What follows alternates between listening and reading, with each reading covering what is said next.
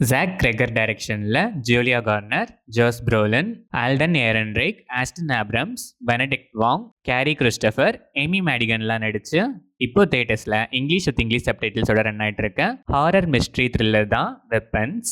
18 kids இருக்க ஒரு கிளாஸில் 17 கிட்ஸ் ஒரு நாள் மிட் நைட் 2:17 AM ஒரே டைமில் சொல்லி வச்ச மாதிரி வீட்டு கேட்டை ஓப்பன் பண்ணி வெளியே போகிறாங்க. போனவங்க திரும்பி வரவே இல்லை.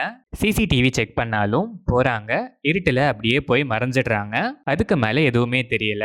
பேரண்ட்ஸ்லாம் அந்த பர்டிகுலர் கிளாஸ் டீச்சர் மேலே கோவப்பட்டாலும் அந்த கிளாஸ் டீச்சருக்குமே ஒன்றுமே தெரியல. 18ஆவதா அந்த கிளாஸில் மிஞ்சி இருக்க ஒரு பையனை கேட்டாலும் பதில் இல்லை.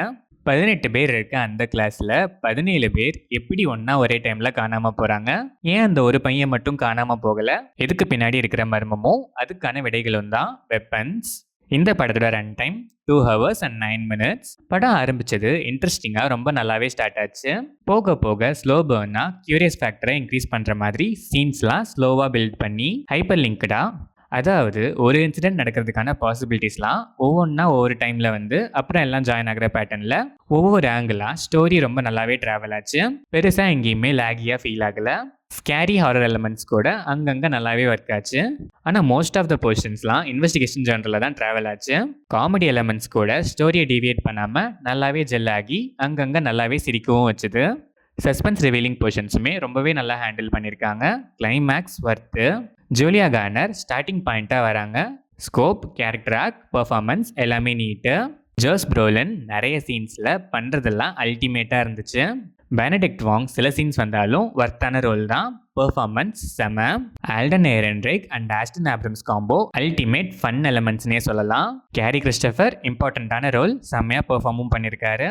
எமி மடிகனும் அல்டிமேட் பெர்ஃபார்மன்ஸ். அதர் ஆர்டிஸ்டில் எல்லாருக்குமே ஸ்கோப் நீட்டாகவே இருக்குது. பெர்ஃபார்மன்ஸுமே நீட்டு. டெக்னிக்கலாக பார்த்தா சினிமாட்டோகிராஃபி, கலர் கிரேடிங் டோன்லாம் டாப் நாச்சாக ஒர்க் பண்ணி விஷுவல்ஸ் அவ்வளோ ஆப்டாக ப்ரெசென்ட் பண்ணியிருக்காங்க. எடிட்டிங் அப்ளாஸ் வர்த்தி, கிறிஸ்டல் கிளியர்னு தான் சொல்லணும். எங்கே ஸ்லோவாக டென்ஷன் பில்ட் பண்ணுமோ அங்கே கரெக்டாக ஸ்லோமோ கட்ஸும், மற்ற இடத்துல ஃப்ரேம்ஸ் எதுவும் வேஸ்ட் பண்ணாமல் ஃபாஸ்ட் கட்ஸ்னு செம்மையாக பண்ணியிருக்காங்க. பேக்ரவுண்ட் ஸ்கோருமே செம, டென்ஷனை நல்லாவே இன்க்ரீஸ் பண்ண ஹெல்ப் பண்ணியிருக்கு.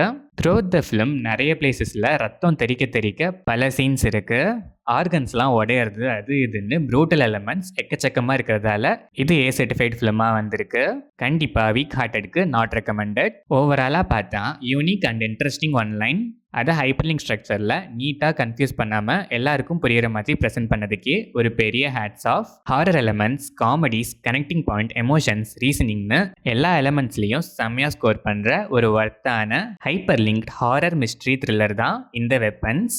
டிஃப்ரெண்ட்டான ஒரு படமும் வேணும், அதில் ஒர்த்தான ஒரு எக்ஸ்பீரியன்ஸும் வேணுங்கிற மைண்ட் செட்டில் இருக்க ஆடியன்ஸ் கண்டிப்பாக மிஸ் பண்ணாமல் இந்த வெப்பன்ஸை யூஸ் பண்ணலாம்.